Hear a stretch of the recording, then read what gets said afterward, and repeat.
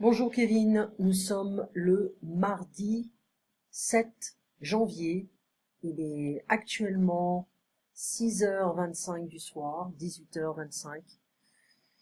Et voilà, tout est fini. Nous avons terminé toutes les fêtes. Le 6 janvier, c'est considéré comme un jour, c'est le jour de la galette des rois. Et au Mexique, les enfants reçoivent encore des cadeaux. Et en France, on mange la galette des rois. Voilà. Alors, voici le résumé de ce que nous avions fait la dernière fois. Alors, je remonte. C'était jeudi dernier. Et là, on va se voir mercredi. On revient donc à mercredi 15h.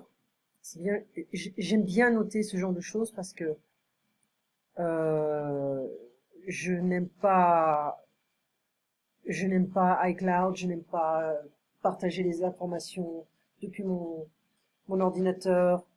Euh, J'enlève ça. Depuis mon ordinateur et puis le téléphone portable, je préfère être un petit peu plus archaïque. À voir. Alors, les trois rois mages, voilà. L'estomac était rempli de nourriture. Euh, la chandeleur c'est au mois de février. On a les crêpes, le mardi gras. Et donc la galette des rois, on la mange tiède. C'est le 6 janvier. Il y a une crème d'amande dedans. Je crois que c'est la frangipane, une crème d'amande, je me souviens plus. Et on a en fait, on a cette tradition, la personne qui va recevoir la fève, qui va avoir la fève dans son morceau de gâteau, va être le roi ou la reine du jour. Alors une fève, F-E-V-E, avec un accent sur le premier E, c'est un morceau de porcelaine en forme de Jésus normalement. Avant, originellement, c'était un haricot sec. Et puis là, on a différentes traditions, différentes décorations. Ça peut être un super-héros ou ça peut être Mickey Mouse ou le petit Jésus. Voilà. Alors, ça c'est la tradition. Ça c'est fait. Et on avait écouté donc le communication progressive. On a comment dire, tu as les enregistrements et là ça se passe au restaurant. Alors je vais ouvrir l'audio. Alors j'ai trouvé l'audio, on va l'écouter. Ça c'est VLC. Voilà, je mets comme ça sera mieux pour moi. Et on l'écoute. Messieurs, dames, vous avez choisi? Oui, nous allons prendre deux menus à 14 € avec un boudin aux pommes et un rhum steak au roquefort. Et pour vous, madame? Pour moi, ce sera à la carte. Un pavé de saumon. Est-ce que je peux avoir des haricots verts à la place des pâtes? D'accord.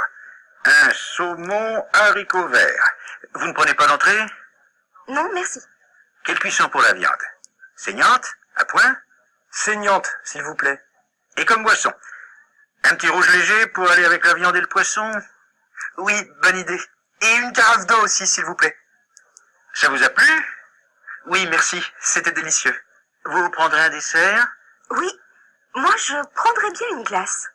Qu'est-ce que vous avez comme parfum? Comme glace, nous avons café, chocolat, vanille. Et comme sorbet, citron, poire, framboise, cassis, fruits de la passion. Vous pouvez prendre 2 boules. Alors, pour moi, un sorbet cassis, fruits de la passion. Et pour vous, messieurs? Juste 2 cafés et l'addition. Voilà. Alors ça, c'est pas très facile de mémoriser toutes les informations. Tu peux poser la vidéo, la réécouter. Alors, j'ai posé la vidéo pour chercher communication progressive. Ça fait partie du livre Communication progressive du français, le niveau intermédiaire. C'est une couverture verte. Alors, le niveau débutant, c'est une couverture bleue. Et le niveau intermédiaire, c'est une couverture verte. Tu verras, c'est la page 20.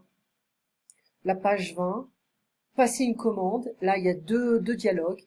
Le serveur, messieurs, dames, vous avez choisi. Oui, nous allons prendre 2 menus à 14 € avec un boudin aux pommes et un rhum steak au roquefort. Alors, le boudin, ça peut être du boudin noir. C'est à base de sang de l'animal. Et le boudin blanc, c'est à base de lait. de farine, de lait, etc. Alors, le boudin blanc est très souvent mangé à Noël avec de la truffe. Qu'est-ce qu'il y a d'autre? Donc voilà, aux pommes. Ça peut être les deux, noir ou blanc. Et un rhum steak au roquefort. Et pour vous, madame, pour moi, ce sera à la carte. Un pavé de saumon. Est-ce que je peux avoir des haricots verts à la place des pâtes? D'accord, un saumon, haricots verts. Vous ne prenez pas d'entrée, non merci. Quelle cuisson pour la viande? Saignante, à point, saignante s'il vous plaît. Et comme boisson, un petit rouge léger pour aller avec la viande. Et le poisson? Oui, bonne idée. Et une carafe d'eau aussi, s'il vous plaît. D'accord? Alors, ça vous a plu? Ça, c'est la deuxième partie. Ça vous a plu? Oui, merci, c'était délicieux.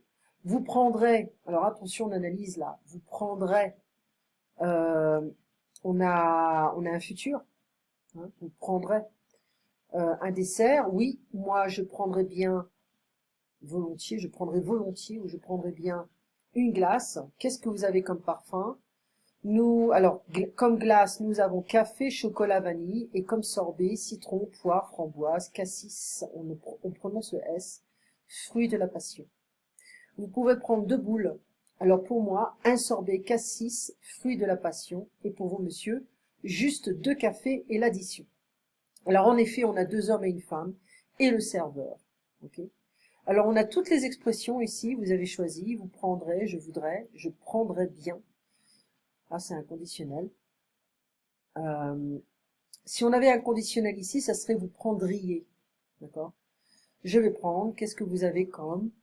Vous ne prenez pas d'œufs, hein, vous ne prenez pas de fromage, par exemple. Est-ce que je peux avoir une carafe d'eau? Est-ce que je peux avoir des haricots à la place du riz, etc. Alors, je prendrai bien une glace, je mangerai une glace avec plaisir, volontiers. En général, les Français mangent leur viande rouge, agneau, bœuf, pas trop cuite, saignante, et un petit rouge, un petit rosé, un bon vin, un vin bon mais pas trop cher. Un vin pas vraiment exceptionnel, hein, il faut le dire. Puis on fera quelques petits exercices, on continuera, d'accord? Alors là, je reviens sur Skype. J'essaie de pas perdre du temps. Alors, on a vu que ici, on a essayé de se concentrer sur l'écoute, le listening, d'accord? En français, on finit un repas avec un expresso ou un petit café. Certaines personnes préfèrent le déca. On dit pas le décaf, on dit un petit déca. Non, on dit un petit décaf, sorry, c'est possible. Un décaf. Ah, on dit la même chose. Un petit déca, décaféiné. Ah, I forgot. Un déca. Non, c'est un déca ou un décaf. Tu peux dire les deux, je pense.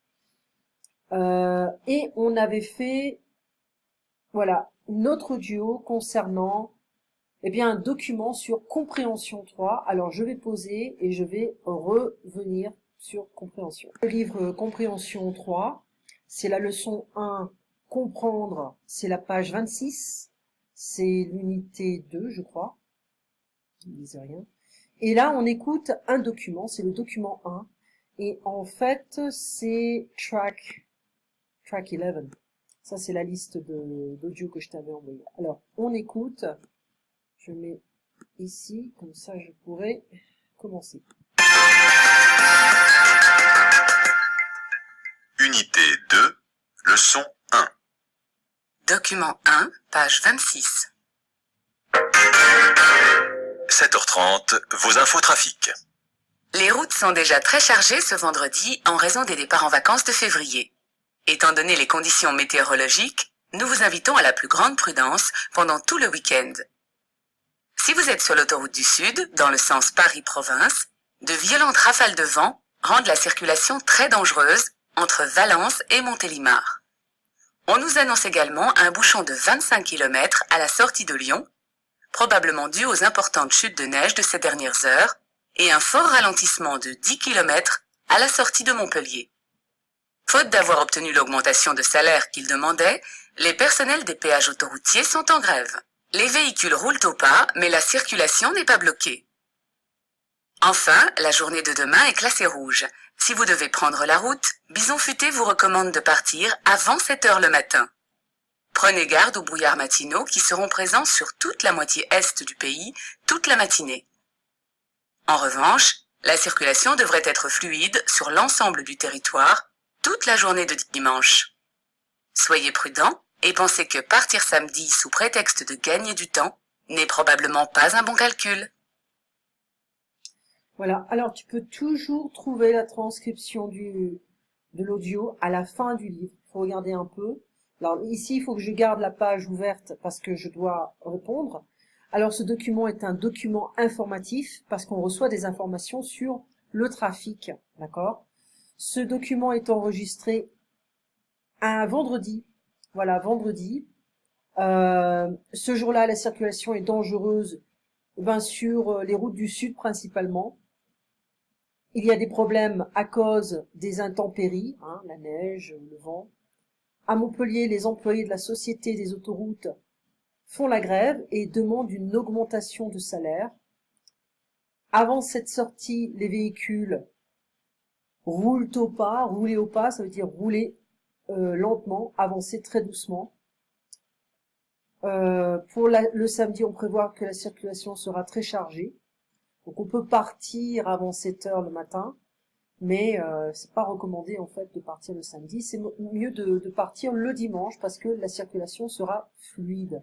Donc il est préférable de voyager le dimanche ou alors 7 heures samedi avant 7 heures. Voilà, mais bon, c'est pas toujours facile. Voilà, alors encore une fois, on écoute un document, on essaie de le comprendre. Voilà, ça c'est fait. Et puis on a les valeurs de cause. Alors, on n'a pas besoin de tout ici, d'accord? Ça, c'est plus, on a des expressions plus pour l'écriture. Comment dire, on a des formules très très formelles, d'accord? En raison de, du fait de, étant donné plus un nom. Alors, en raison des travaux, le magasin est fermé. Du fait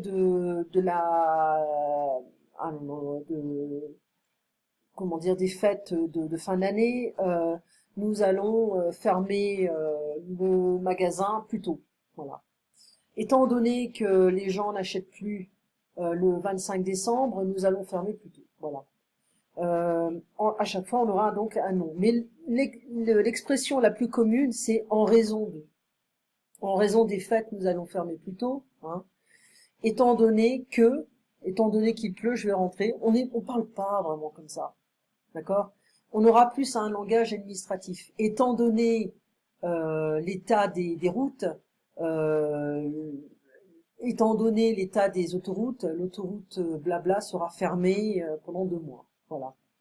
Faute de moyens financiers, on ne pourra pas partir en vacances. Ça, on l'utilise. La cause est absente. D'accord? Faute de quelque chose. On ne fera pas quelque chose. Il n'est pas venu nous voir faute de temps, ou faute d'être arrivé à temps. Sous prétexte de et sous prétexte que. Alors moi, je te conseille de mémoriser en raison de, faute de, sous prétexte de et sous prétexte que. 4 expressions. Infinitif, proposition à l'indicatif. Alors, elle a passé la journée dans les magasins sous prétexte d'acheter un parapluie. Sous prétexte d'acheter. Et il a menti sous prétexte qu'on ne lui disait pas la vérité. D'accord? Sous prétexte qu'on ne lui disait pas la vérité. Alors pour le moment, essaie de te souvenir de ces 4 expressions. Je vais essayer d'en reparler la prochaine fois, demain en fait, à 15 heures. Et on essaiera de terminer en fait cette leçon. D'accord? Alors je reviens ici. Se faire tabasser, ça c'est un dialecte qui dit en fait se faire taper dessus. To be beaten up. Ok? Se faire tabasser. En vieillissant, tu as besoin de moins d'heures de sommeil. Alors ça, on a une petite discussion. On dort moins. J'étais un peu comme moi en fait. Je peux pas dormir tôt. Je dors très tard. Je vais me coucher à 2 heures du matin. Souvent à 2 heures du matin. Et je dois me réveiller à 4 heures ou 5 heures. Donc je dors pas beaucoup. Samedi, bon, parfois je collapse et je dois dormir au moins pendant une demi-heure, 1 heure, ça dépend. Ça dépend le degré de fatigue.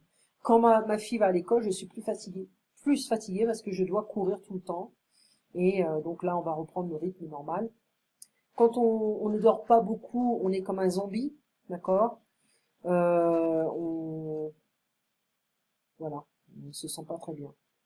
On a vu également les verbes